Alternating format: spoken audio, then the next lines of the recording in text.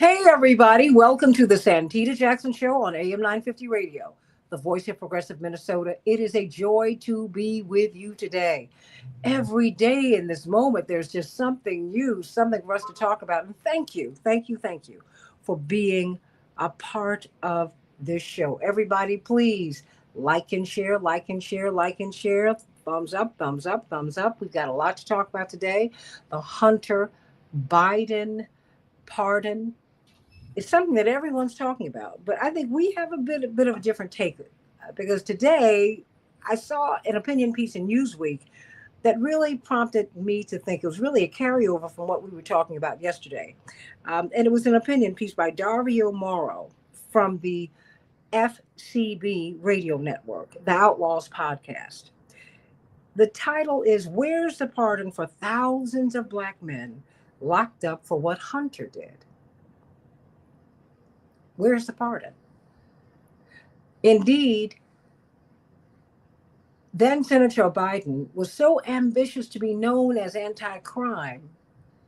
His first iteration of the crime bill was so onerous that even Ronald Reagan vetoed it. Think about that. Think about it. And the point has been made by too few people that these crimes for which Hunter Biden has been exonerated, at least some of them, would have had him in prison for years and years and years. So let's talk about that. What is really going on here? So everybody like and share the show, like and share the show. We're on the Santita Jackson Show YouTube channel, the Santita Jackson Show YouTube channel. Thumbs up, like and share. Thank you so much, Kenneth.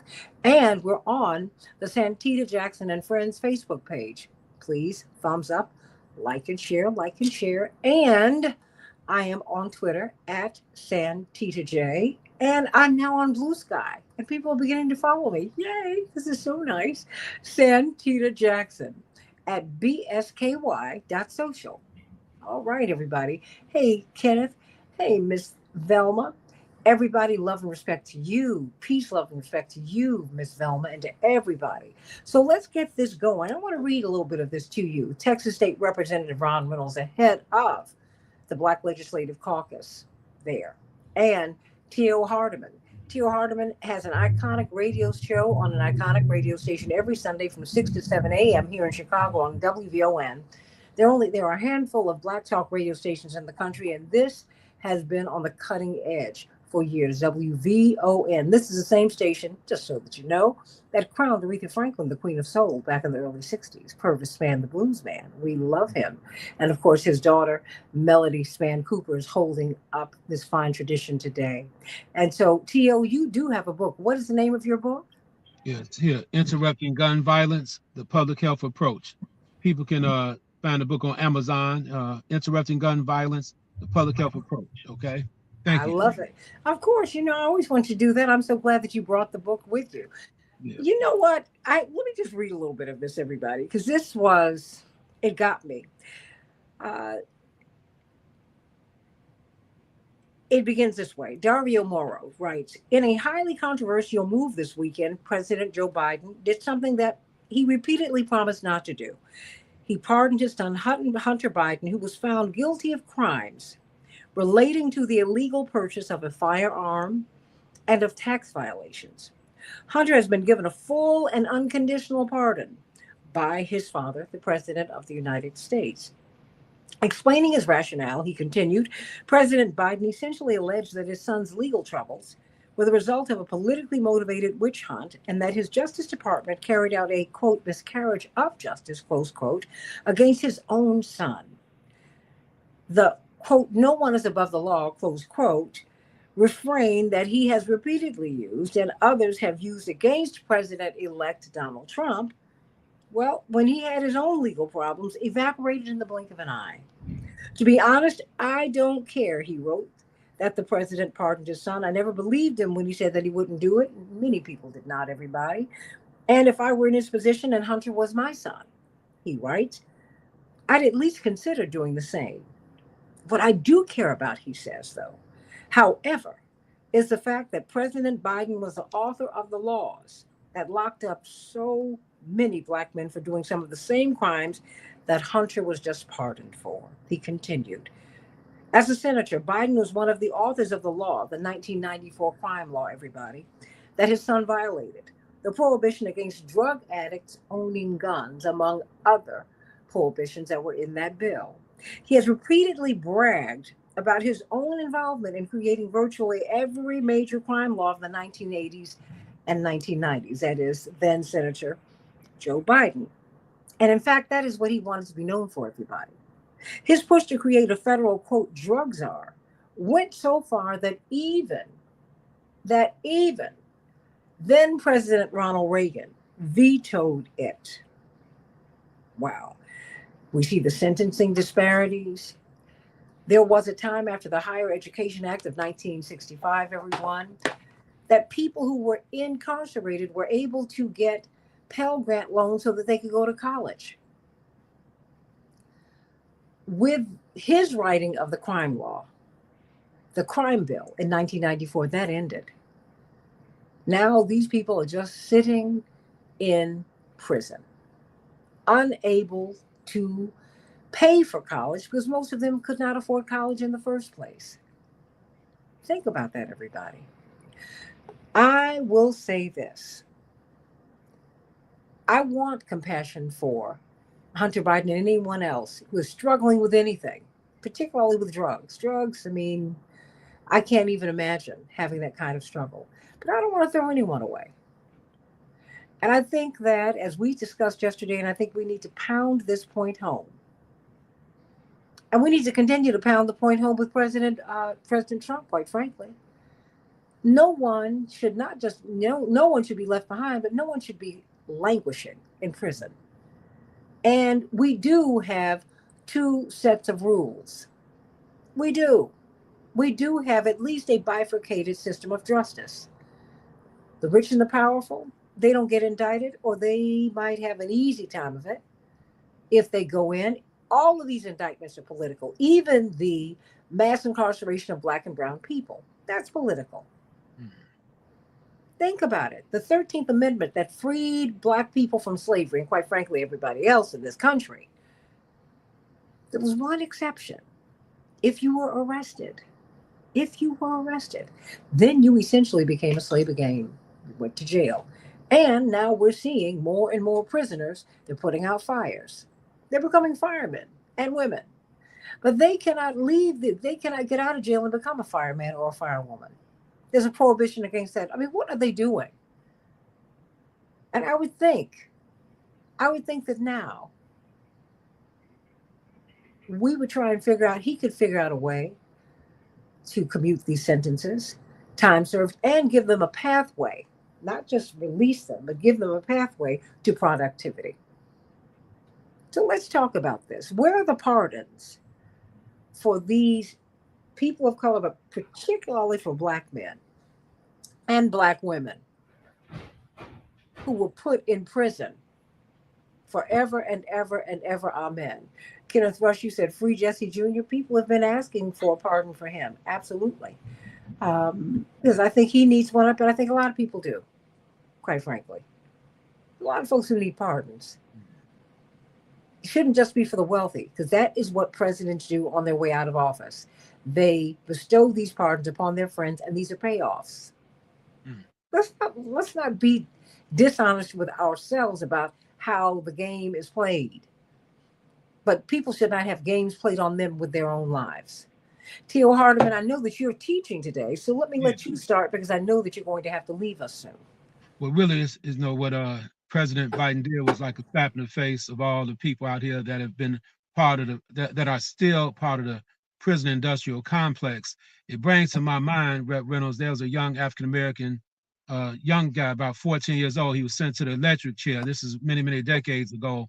And they just recently pardoned him for a crime he did not commit, actually, you know what I mean? And he was sent to the electric chair. And you can look at the look on that young man's face as they put that little electrical cap on his head. It's a story. It's been well publicized, Santita. There's a young guy, 14, was accused of stealing something, and they put him in an electric chair. And they finally, 80 years later, they finally pardon this young guy, man. It was just totally insane, right? So what's happening, what I'm hearing right now from everybody that I'm talking to is that, there needs to be some pardons coming along the way for a lot of people that were arrested for selling marijuana, since marijuana is legalized throughout the United States and a lot of different states anyway. That's number one. And what I'm hearing is that, basically when Biden, he said it, what, 5, 6, 7, 8 times, and his spokesperson said it, that they would never pardon Hunter Biden. And like I said before, I don't have no issue with him pardoning his son, but at the same time, let's think about other people. That's all we're trying to say right now. And that's, again, to me, again, it's like a slap in the face of the Democratic Party, because he wasn't honest about it. That's the biggest hang up people have. He wasn't honest. And then if I was Biden, what I probably would have thought about doing, because hindsight is always 2020. Maybe when I pardoned Biden, his son Hunter, maybe I would have pardoned a few other people along with him. Somebody gave me a list, I would have pardoned a few people with him, okay, something like that. Or either I would have made a statement saying, what, we're looking at, giving a pardon to so many people coming up next, or something in that regard. So that's the way I see it right now, because it's creating a big conversation piece everywhere. Talk shows here, on the news stations, everybody's talking about. And, African American people were hit hard. The 3 strikes you out, the crime bill hit hard with the crack cocaine, the laws and all that compared to powder cocaine. So there's a need for what's called restorative justice right now. This is all about restorative justice, repairing the harm that was caused when it comes down to that crime bill. Now, let me say something, the flip side of the coin, everybody. I work in the community, and I know a lot of my people. Now, you got some guys on the streets out there that are really, really tough now. Some people are beyond rehabilitation. Some people may not want to hear that, but I know some guys that are beyond rehabilitation. So therefore, there is a need for a strong arm of the law in some instances, right?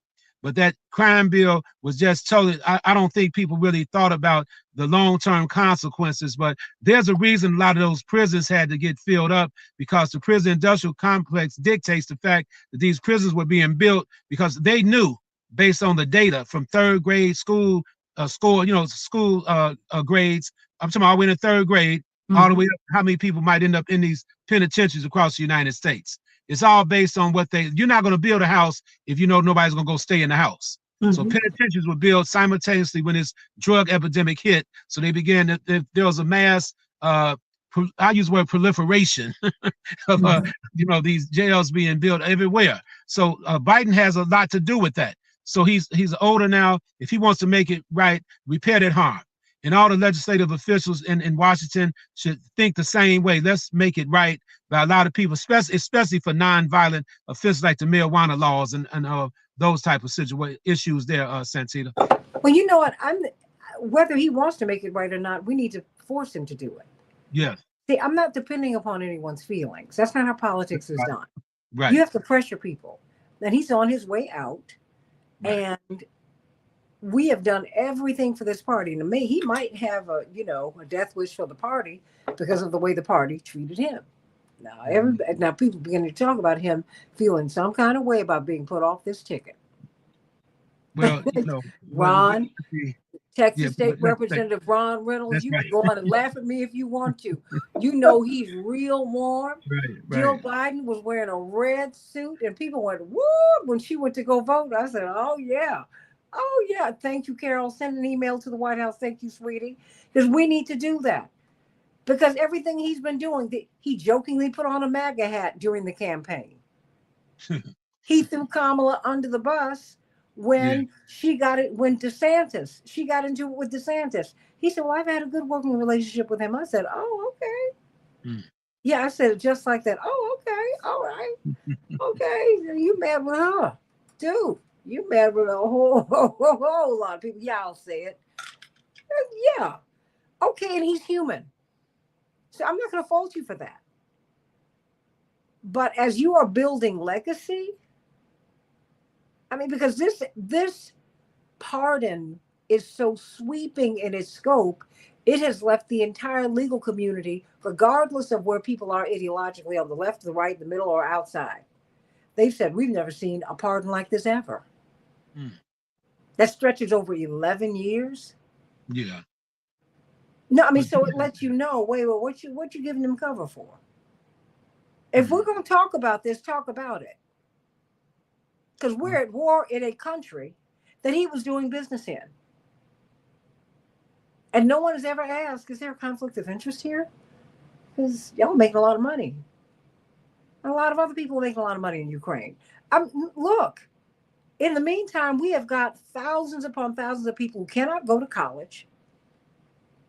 What they can do is make some jeans and some Victoria's Secret like they used to do. Mm-hmm. They can work for these corporations through programs that come through the Department of Justice. You don't just walk into the prison. You can't just walk into a prison and visit anybody. You have to be cleared. And you cannot walk into the prison and make clothes and such and items for the corporate world unless you have been cleared by the Department of Justice. These are programs. Let's keep this 100. Because when I saw Texas State Representative Ron Reynolds, that the Higher Education Act during the Great Society that Lyndon Baines Johnson was trying to implement, the Higher Education Act of 1965, among other things, opened up the door for those who were incarcerated to get Pell Grants to go to college in prison. And maybe LBJ was inspired by the fact that he was someone who taught little Mexican children. He was a teacher. He was a school teacher. Whatever you say about him, and teaching Mexican children was akin to, at that point in Texas, teaching Black kids.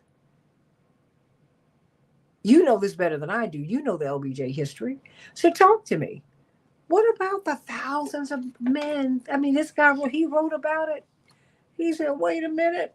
Let me remind you of who Joe Biden was in the 80s and the 90s. And how ironic is it, Texas State Representative Ron Reynolds,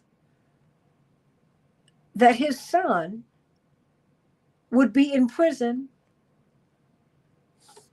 under the laws that his father helped to write, that he championed, because he wanted to be known as Mr. Anti-Crime. And in real time, we were like, wow, this is right wing, because he was always from the right wing of the party. And he has nothing to say? Talk to me, Texas State Texas State Representative Ron Reynolds. I don't care what he feels. I don't care what he feels. I just want him to do. His feelings mean nothing to me. I'm seeing people who are sitting up in jail on low-level drug offenses. People who are in prison on low-level drug offenses. People who are addicted, they're in prison. Hunter was able to go to Yale. He's been able to make money. And you know what? That is great. Let him be a model for what you can do as you're trying to work through a drug problem, which is something that you have to wrestle with for the rest of your life. He does not have an easy time of it. I don't want anyone to think that that's what I'm saying. But I am saying, talk to me. Representative Reynolds, come on. Well, Santita, I always believe in keeping it real. And that's why I enjoy being on your show, because we can be authentic and we can keep it 100. T.O. I agree with his sentiments. And I think just like I've been talking about how Trump was able to win, that's an example of white privilege, because no Black man with 34 felony convictions could ever be president or even state representative or whatever. But white privilege is real and it exists. Just like I said, I called that out. This Hunter Biden pardon from his father is another example of white privilege. This is an example. And I want to quote something to you. I don't normally agree with Wesley Hunt, a Republican congressman. Tell us who he is. Who is he? He is a very conservative Republican congressman out of Texas. Who's Black? And he's a brother. He's Black. You know, yeah. we don't often agree on anything policy wise. But I want to say something I did agree with him that he said today. He said he was outraged by the first son, Hunter Biden's probation-only plea deal for tax and gun crimes, saying that Black men are serving prison sentences for similar offenses. The American people are sick and tired of this two-tiered justice system. And as a Black man, I'm tired of seeing this kind of discretion used to favor people like Hunter Biden because he's white and the son of the president, he said during a House Judiciary hearing. Now, but the only thing I want to say, Santita, is that where's that same outrage when it's Republicans, right? Let's not cry me a river. Let's not clutch your pearls. Let's not be so offended just because it's Biden when your party does the same thing. I'm sick of the hypocrisy. Both sides have hypocrisy. I'm being very honest and transparent. As a father, my son, he's been a knucklehead. He's done things that I wouldn't be proud of. I've done things, but for the grace of God, I'm not proud of. And I think that we all deserve grace and mercy, right? Because because you're human, right? Because we're human, right? Not because if you want to be perfect, you be perfect, everybody. You try that. Exactly. But so I would, if I had the ability to pardon my son, I'm being very candid. I'm not gonna be no hypocrite, Santita. I'm gonna tell you straight up. Yeah, I would pardon my son. The T.O. said part of Biden's problem was he was trying to be holier than thou. Oh no, I would leave it to the Justice Department. I would not interfere. Blah blah blah. Come on, y'all. It was BS, right? So that's the problem. He was trying to make it seem like he was above the fray, like he was holier than thou, and like he was going to let the system play out, and then whatever happens, wherever it failed, that's where it failed. We know now that was a lie, right? Maybe he tried to change a heart, or maybe he always intended to do it, but he didn't want it to be an election issue because he was trying to contrast himself with Trump, who had pardoned, his father and Jared Kushner's dad and other people, and he's already said he's going to pardon the January 6th insurrectionists, yada yada yada. So he was trying to make it seem like, hey, I'm above the fray. Trump is not, but we see that it wasn't. So here's my point. I want the same kind of privilege that Hunter Biden had. I want that exerted for those other brothers that T.O. was talking about. There are too many black men. And I'm talking about black men specifically because disparities show that black men are over incarcerated for the same offenses as white men, even poor white men, not even comparison to rich white men. They're over incarcerated even with poor white men that don't have the $1 million attorneys. So I want for President Biden to do the same thing, to use the power of the pardon to reach back to many of those other people that don't have the white privilege and pardon them. That's what I would like to see. I'm not mad at him. I said that yesterday, Santita. I'm not mad at him for pardon Hunter, because I would have did the same thing. So I'm not going to be a hypocrite. I'm sick and tired of all these hypocrites. They say one thing and they do another thing. They say, oh, I would never do this, and they're the main ones doing that. So I'm not one of those kind of brothers that's going to try to come on your show and give you talking points like I'm some saint, because I would have done the same thing, but I never would have said I'm never going to do it. That would have been the difference. I never would have said. I was like, yeah, I may do it. I don't know. I'll face that when I get there. That I would have did that. But the point I'm making is now is right, Santita. We need to be calling this out. We need to be saying, hey, Biden, what about these brothers? I've seen Ben Crump and Angela Rye talking about Marilyn Mosby, but I'm talking about all these brothers too. I want Mosby to get that same opportunity, but there are too many brothers that Junebug and Bebe, too many of them that don't have the pedigree, and they didn't and go the options. Yeah, they what about them? That's the point I'm saying. And so you know what? I'm fearing that our politics have become so bourgeois. Yeah, absolutely. Yeah, I'm not okay with that. And I'm not saying that you shouldn't help Marilyn Mosby. Right. Me neither. Yeah. She was on the front lines. Correct. In the good fight. And hey, ever since she went after those cops on that Freddie Gray situation, she was a target. Right? Absolutely. Yeah. But wait a minute. You know what? The PhDs, okay, but the no Ds matter too. They matter. And Santita, no one's talking for them. That is why I love your show and I love this platform, because we're giving voice to them. They don't have lobbyists. They don't have big lawyers.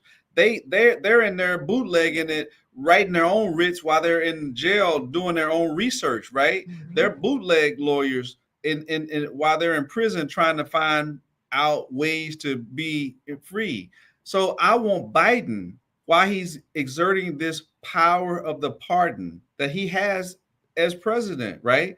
I want him to reach back because he does have some amends for the 1994 crime bill. That was the point we were trying to tie it in, because he is largely responsible for many of those same brothers that are locked up, that have been locked up for decades, that have had their careers and their lives ruined because of that 1994 crime bill. So if he has some compassion, if he really understands that maybe hindsight is 2020, and that this crime bill had unintended consequences. I know the time there was a effort to get on top of the war on drugs and crime, and especially in the inner city, and it was rampant, and they were trying to do something. So I'm not going to go back and try to second guess what they were doing, but it definitely was wrong, and we know it was wrong. So here's your opportunity to right the wrong. That is what I hope that he will do.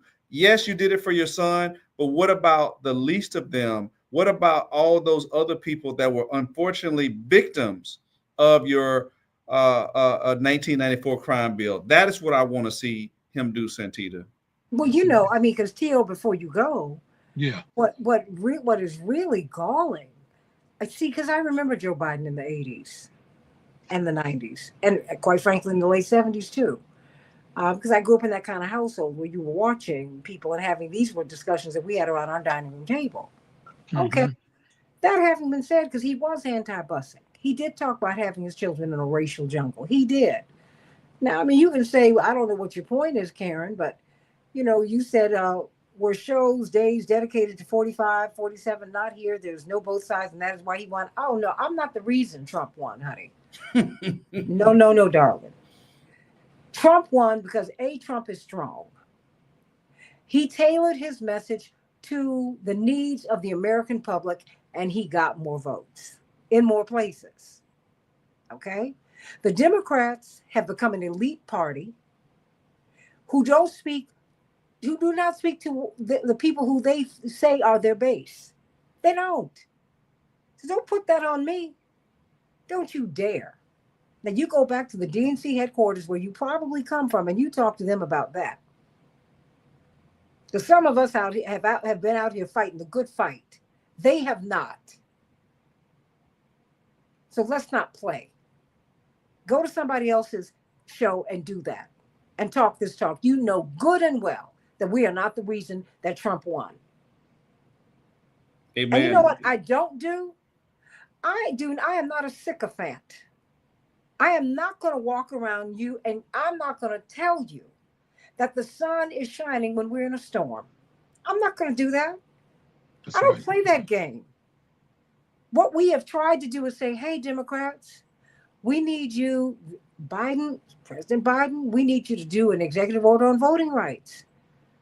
We need the George Floyd law. We need you to do executive action on these things, because when we went to the Black community over the past year, they were saying he did not fulfill the promises that mattered to me. I love the fact that we have a Black woman who's on the Supreme Court. I love the fact that we got a Black woman who is in the Naval Observatory. That's where vice presidents live. I'm glad about it. But that's up high. Down here, where most of us live, we need something else. I went to an HBCU. I'm part of the Divine Nine. I got it. Representative Ron, we got it. But I'm real clear. That's a conversation that goes over the heads of so many of us. Yes. And you know what? You don't do that to people.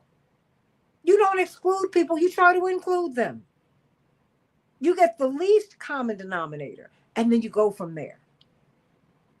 Yeah. That was missed here. And what's being missed here is if the Democrats do not get on top of this horse, Tio, Yeah. and make this right, this is going to be a talking point. You already see your Texas State Representative Wesley. What is his name? Because I read No, about him in the Texas Washington Congressman, U.S. Congressman Wesley Hunt. New Yeah. York Post. I read about him today, and he went on a rant. Yep. He said, "I'm tired of watching. The Republicans are taking this issue, and they are going to win with it." Yeah, they're taking the bull by the horn, and then also you cannot build your shield on the battlefield. So the Democrats have about roughly 4 years to get there. Really not 4 years, but and mainly because the Trump administration is coming in for the next 4 years, but they have a couple of years to get it right, to get it halfway right. And you're right, we have to stop being kind of like think this bourgeois type of mindset, because Democrats are human just like Republicans. The Republicans That's are human. right. It's just, but what Democrats need to understand, when they make a big decision or make a major mistake, it kind of falls back on all the Democrats. That's the perception out there. So it's time to go to the drawing board and put your thinking cap on and just kind of take a look at what worked and what did not work, and what we know that's not going to work is trying to be politically correct all the time. I That's watch a it, lot of brother. politicians, Reynolds, they go out and they talk. I mean, you had a guy, Biden, for example, that wanted to deny his own son because he wanted to be politically correct That's it. at that moment. He's wanting to. So a lot of politicians would do that. You have people that have relatives, politicians, they will deny their relatives. I mean, seriously, I've seen it happen time and time again. The relative might make a mistake, take a left turn, nothing major, but every little slight incident, we got to step away from you. Okay, every slight incident, let's step back. And then you got Trump. He nominated some people for different positions in his administration. I mean, I know they have to vet the people. Don't get me wrong, but come on. Trump already been vetted with all the problems he got. He's been vetted. I started to cuss. He's the president of the United States. So why they vetting all these people we bringing to the table? Does it really make it should make a difference? But it's because they're anti-establishment, and it's very clear, right, that the establishment do not want them, which makes the public who don't like the establishment want them more. There you go, and that's what's going on. But and I'm gonna tell you, I'm not necessarily mad about that. Okay. I mean, all right. I want some reform at the FBI. I want that. I got you. He might give me something that I need. And he might give me some other stuff that I want to throw out. But I'm going to wait and see. Because when I'm getting over here, because you know what? Black Lives Matter has been spied on by the FBI. Period. Yep. They find a way to only come after people on the left and people like me. That ain't stopped since before I was born. I'm from that state. Allegedly now, the leaders of Black Lives Matter, they did not help themselves at all because of all the squandering of money and stuff. But you know what? But you know what? Let's take it off of them. The peace protesters. Yeah. Because there are some people who joined Black Lives Matter who really meant absolutely well. That's if you right. throw all this money at people, a lot of things can happen. But that having been said, Michael Moore's movie, I think it was Fahrenheit 9/11. I think it was. The person, and I've seen it because I'm from the movement, the person who comes into your meeting who's the most radical. Let's burn down the house. Yeah, we're going to do this. Yeah. You got to look at them. You know that they are an informant. But also. And they found out in the movie that the person who was bringing the war talk to the peace meetings was an informant because he was a police officer who was killed. And everybody looks at the paper. They were like, wait a minute.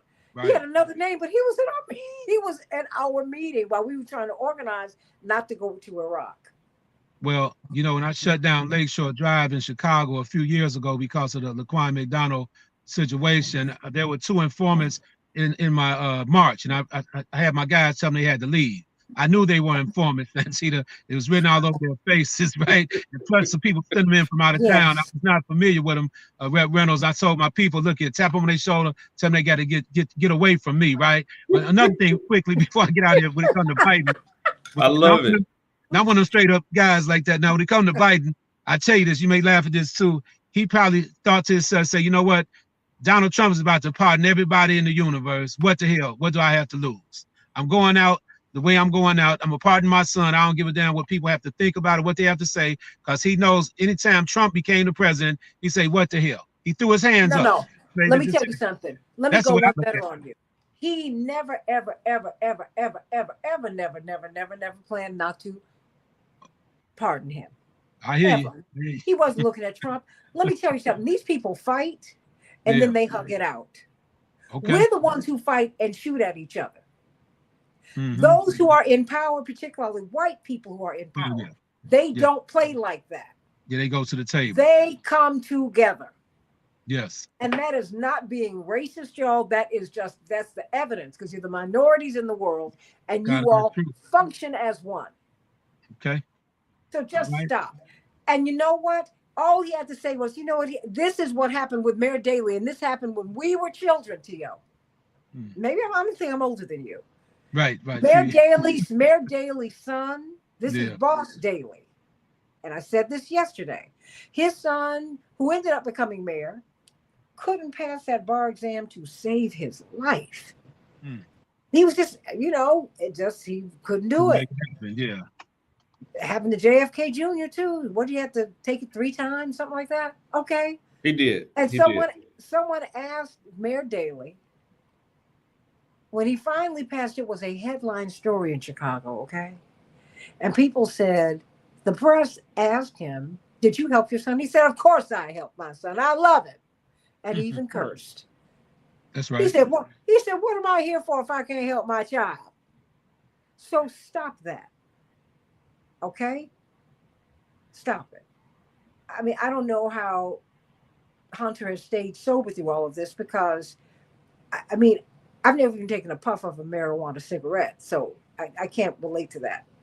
That having been said, everybody I know who talks about being a drug addict, everyone I've seen, they're like, this is something I wrestle with for every day of my life. Okay. So I would expect you to have some compassion for everybody else. That's right. And you know what?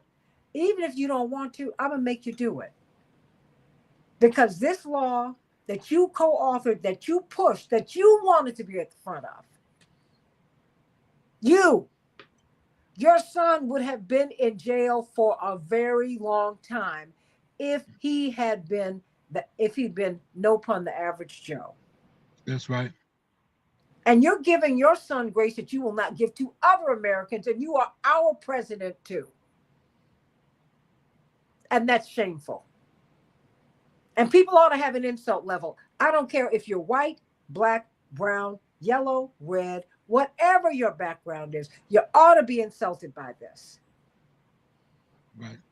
Santita, Somebody is, and the fact that they closed the door, T.O., to their educational opportunities. I know you got to go, so say what you I got to get out of here now, but I really appreciate being on your show again today. And then I'll catch up with you on another show, and I'll stay for the duration. Okay? I love you, honey. I love him. Bye, T.O. Be good, bro. Have a nice one. Yep. All right. And you know what? As he said, old man, thank you, Robert Williams. He said, old man Daley told them pilgrims to kiss his blank. Yes, he did. And it was a headline on the paper. Look, you can't make this stuff up. It was the headline. This is part of my childhood memory. I was like, whoa, what are you doing? Mom, Dad, what does this mean? It means he helped his son. That's what my parents were like, no, you got to make it on your own. The black rules apply to you, and that's fine, because you got to be superior in order to be equal. The good news is, son, daughter, you will be superior. So you'll always be able to make it. How about that part? So I'm just saying, we have to have an insult level. And in these last 50 days or so, before he gets out, we need to say, okay, we see what you did. We see what you did for your son. So we know that you can do it. Commute these sentences. Take these people off of death row. I don't think it's too much to ask. I agree. It's not. You help me. It's not too much to ask. I mean, Santita, it is really not. It is not a high bar.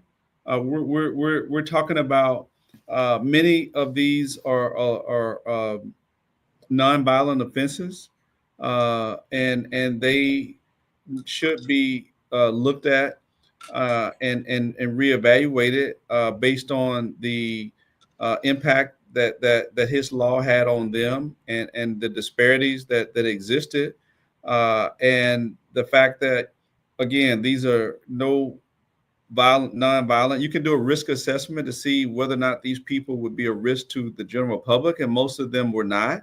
And I think that they should be have favorable consideration for a pardon, or not even if not a pardon, to commute their sentence, so people know there's a difference. What is the difference between a pardon and a commutation of a sentence? Sure. So a pardon is basically there is no record. Your criminal conviction will be wiped clean. It's like having your record expunged. It never existed. Your rights are fully restored, and that blemish. If you ever had to fill out an application, do you have a felony conviction? No, because it wipes it out. It cleans the slate. A commutation means that you're wiping out the rest of the sentence. So if a person is in prison for 6 months or 6 years or life, that you can give them a commutation, and now they can be released from prison. But the conviction is not erased from their record. They're out of jail, they're free, but their rights aren't fully restored in terms of not having that conviction. So a pardon is what you want, because it basically means that now you don't have any criminal record for that certain offense. The commutation gets you out of jail. What do you think? You're a legislator. You're an elected official. You know what it's like to have, and John Holloman in a particular way, I want to thank you for being here today. John Holloman is an ex-felon. And he has his brother. I want to make sure I have this right. Your brother is a Georgia state senator, elect. Congratulations, John. And you can't be a legislator. See, I don't understand that. Yeah. So basically, like Texas law, not federal law, but state law. States can have laws that they can pass regarding qualifications to run for office. And in Texas, a person that has been convicted of a felony, they can't hold public office in Texas. In some states, they can. So if you get convicted of a misdemeanor offense in Texas, you're okay. But if you have a felony conviction, then you can't hold public office. Other states have similar state statutes. There is no federal statute, right? Obviously, if there was, Donald Trump would not be able to be a president of the United States. Donald Trump couldn't serve as a state representative in Texas. Wait a minute. Let me tell you what. Let me tell you why I think we need to get off Donald Trump. Yeah. You've had so many people who've been president who are really legitimately war criminals. Sure, absolutely. No. I'm only giving that example. No. I know, I hear you, but I'm like, y'all, come on. We got someone who got a Nobel Prize who dropped more bombs than anybody. And he is a friend of mine. I don't agree with that. And then you got out the strongest. You on your watch removed from Africa and killed the strongest black leader they had. That happened on your watch. Other folks have been dropping bombs. FDR knew that the attack on Pearl Harbor was coming. This was the path. This was the portal to get into the Second World War. How many people died that day? How many people died in the Second World War? Americans didn't want to go. It's like, stop it. Y'all stop with all of these lies and all of this artifice. It's enough. Moving forward, let's make this right. Because I don't think that being a felon ought to be a disqualifier, given all that y'all jokers have done. When I look at these people who run for office, the things that you wanted to do, what did Jesus say when they were about to stone the woman who was the adulteress? He said, "Oh, no, stop it, drop, wait. Let you, without sin, cast the first stone." Is that it? In other words, yeah. If you want, have you been with her? Drop that stone. Did you want to drop that stone? Did you think about being with her? Drop the stone. Just shut up, everybody. Thank you. That part, I agree.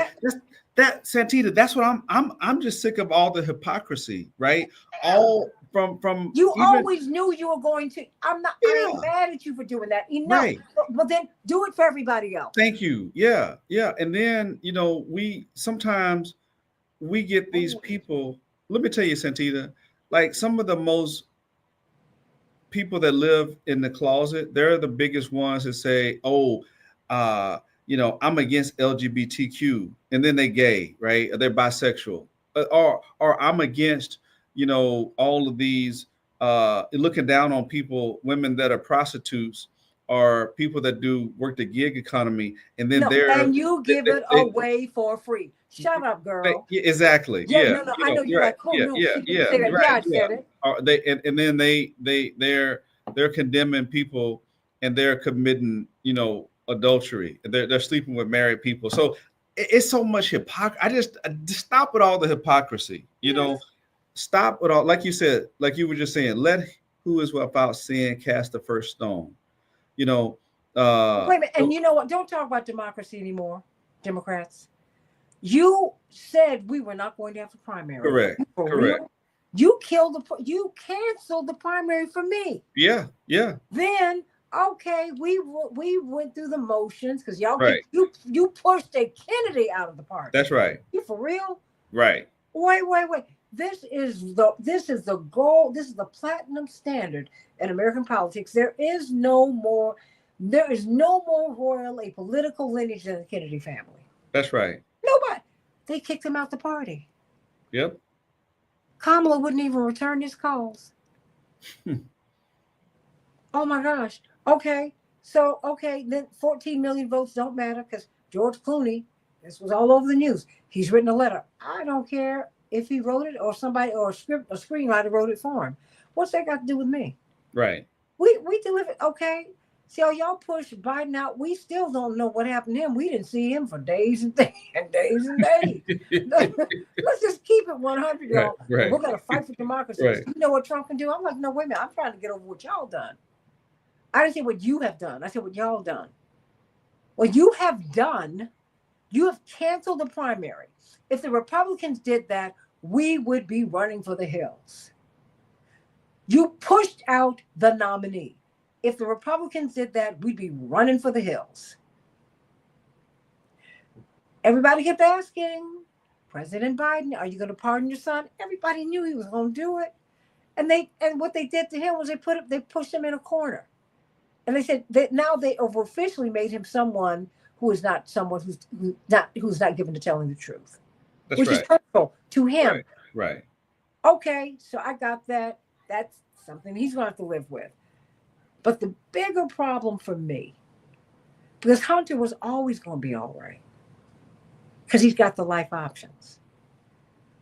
I'm talking about T-Bone. There you go. Pookie. That's it. LaQuisha. That part. Tamika. Yep.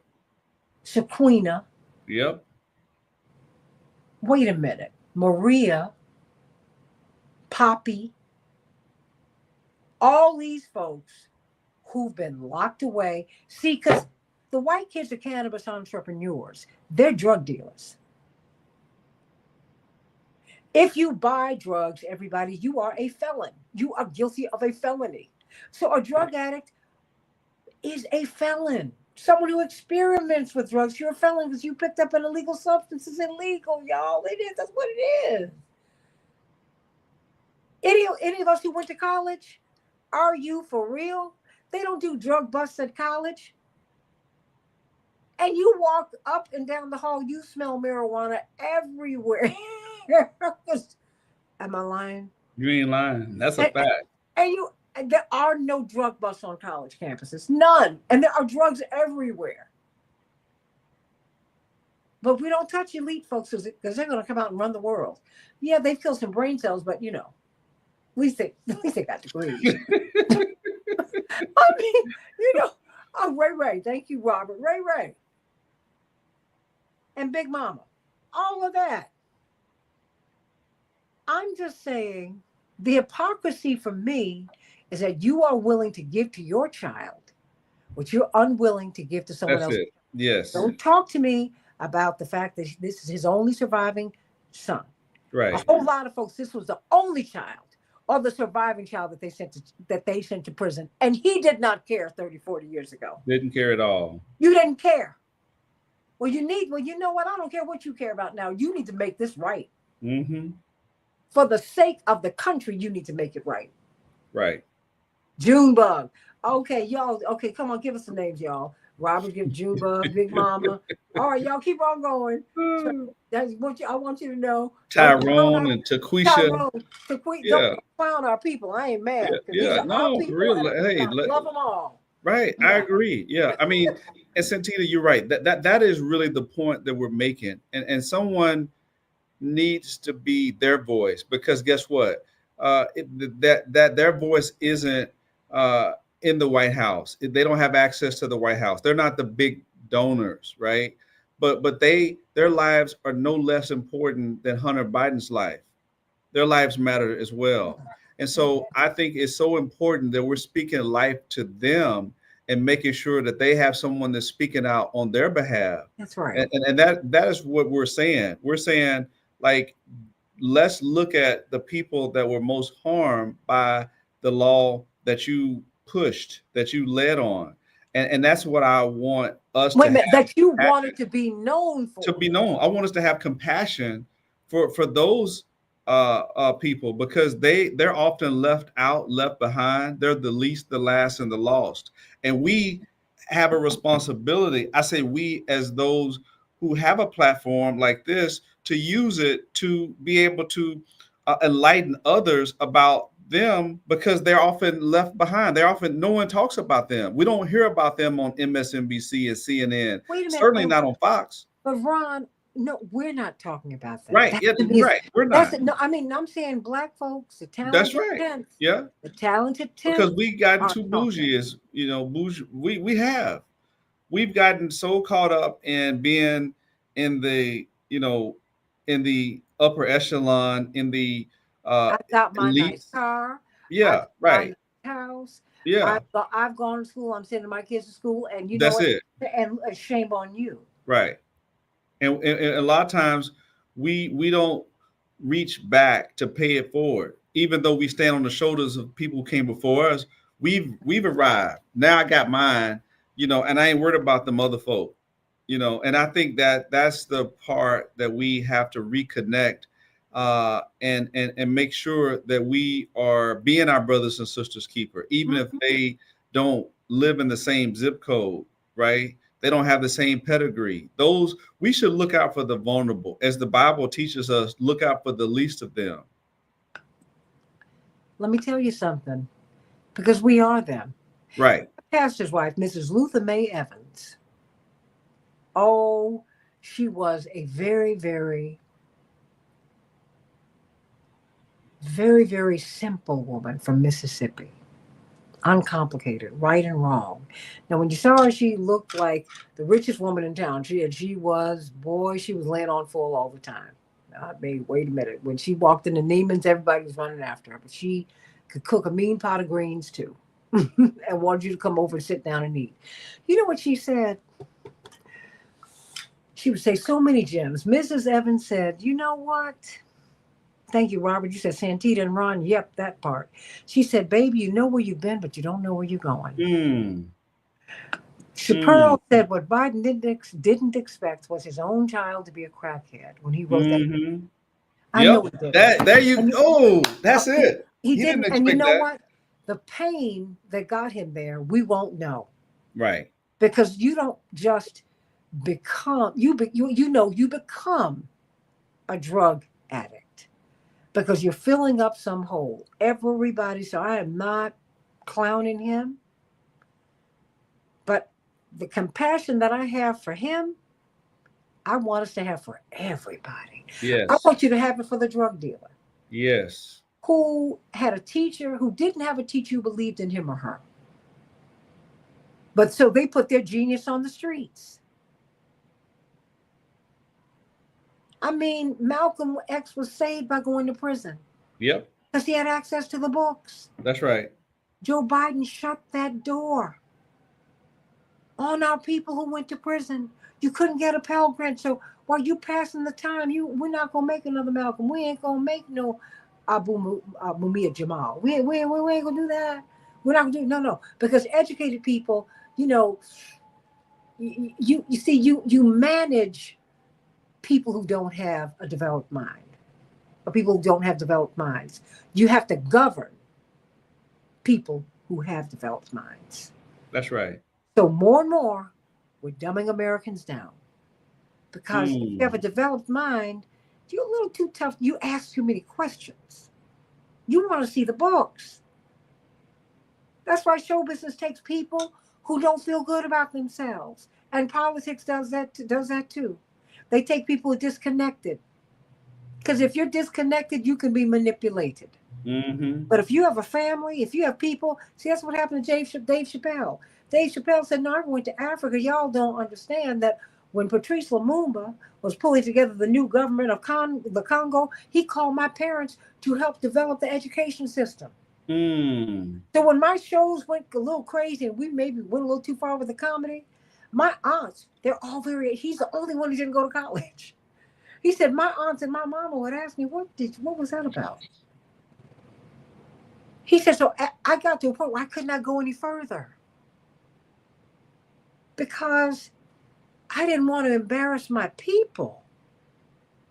I'm very clear. Whenever I do something, I got to hear from my mama, my daddy, my brothers, my sister, and my friends. I'm not disconnected. You're not disconnected, Ron. And we're not disconnected from each other. That's right. Carol, what you say? Such an interesting show. And this goes beyond color, everybody. That's right. Oh my gosh. I want you to know if anyone is hurt, everyone is vulnerable to being hurt. And we're going to talk with a gentleman who was on death row for 37 years. His sentence was he was pardoned by our governor. He'd been abused in his youth. And then he committed crimes. But now he's out in the community really ministering to people. And I love it. I love it. So I want you to see someone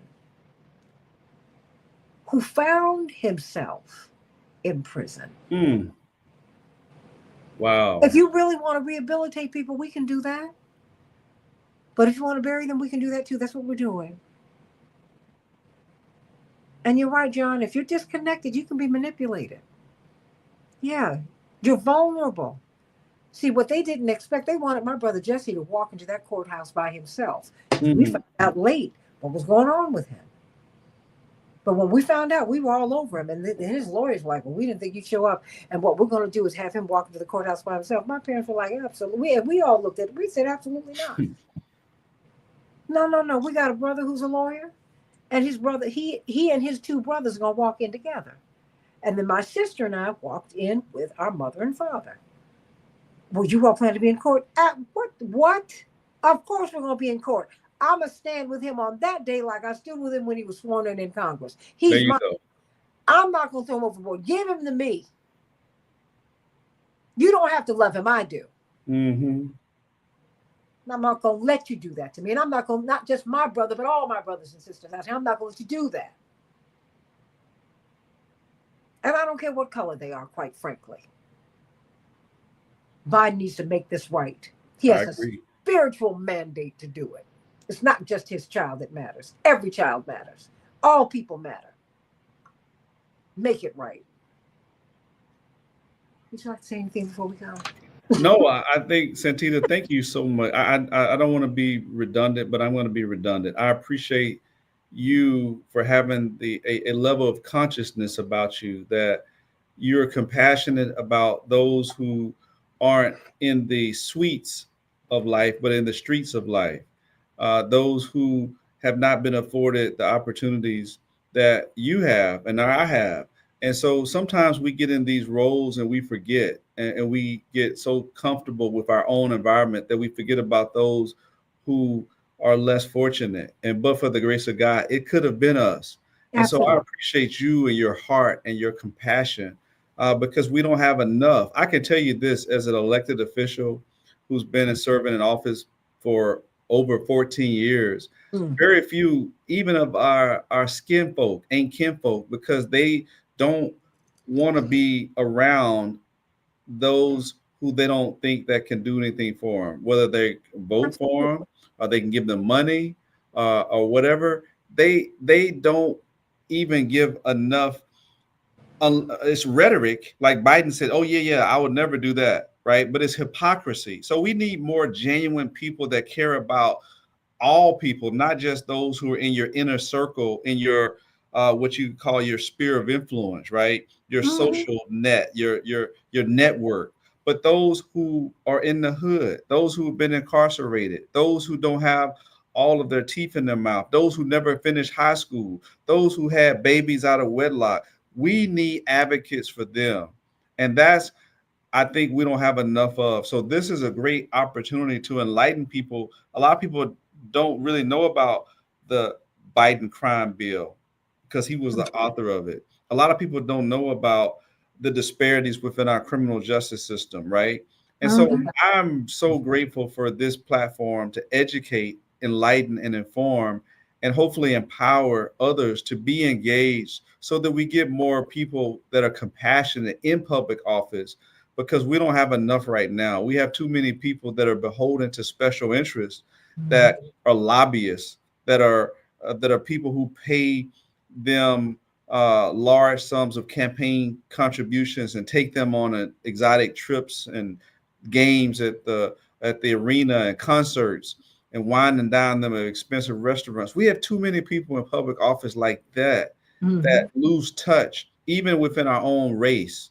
We don't have enough, and that's a call to action for all of us to elect more people that care about humanity and not just get lost in the shuffle of power that they don't give back and pay it forward for those who are less fortunate. So thank you again, and I know your father was that kind of person, and we need more people that are compassionate about all of us and not just those who are well off and well to do. Well, thank you. Because my parents never, ever, ever, ever, ever, ever, ever, ever forgot that they were on the downside of advantage. My parents' first home that I lived in with them when I was a newborn was a project apartment. It's a little townhome in Greensboro, North Carolina. And God has taken us far and taken us up, but it's not been for us. It's been for everybody else. And I remember on my 21st birthday watching my father walk to the lectern at the Democratic Convention. And he walked there almost to the minute that I was born, 21 years before. And I looked at my mother out the left side of my eye, and I looked at my father before me. I said, wow, 21 years ago tonight, we were homeless. Look at God. Because we had moved into the project that we were living with the Halseys. You don't know where you're going, but you know where you've been.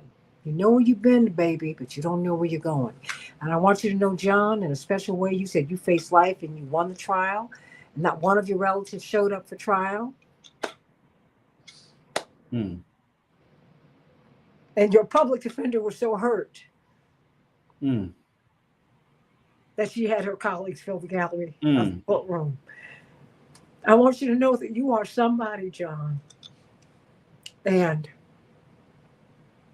God spoke to your public Hmm. defender. That's when you saw God.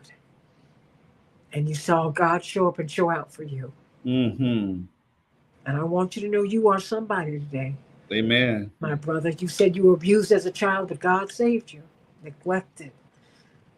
But God protected you and brought you here. And I Hmm. want you to know that you have family here. God is good. That's And I right. want you to know you have family here, John. And I want to see you again. We're going to go on over. We're going to listen to the story of a man who went through this. His story sounds a lot like yours, John. Hmm. A lot of people have been dealing with this. So everybody get on over to the second hour. We want to talk to you, want you to hear the story of someone who was thrown away. And is it Carol Soskin's birthday? And we're coming up on Hanukkah too. What, Carol? Ooh, wait a minute. Dreidel, dreidel, dreidel. Come on, girl. I'm sending you all my love. She always sends me Christmas cards. She's like, oh, Oh, but I want you to know I love you and I love you too, girl. Oh my goodness. I love you all. I love you and I love you. And thank you for always availing yourself to the show because we need your voice. thank you. And I want to thank you for all that you're doing. I met you as you were running away. I know, a refugee. A refugee, no, fighting for the people. There you go. And hey, I'm glad God brought us together. I love it. I love Love it. I you. love it. All So right. Take care. I love you. I love you. All right. God bless you, everybody.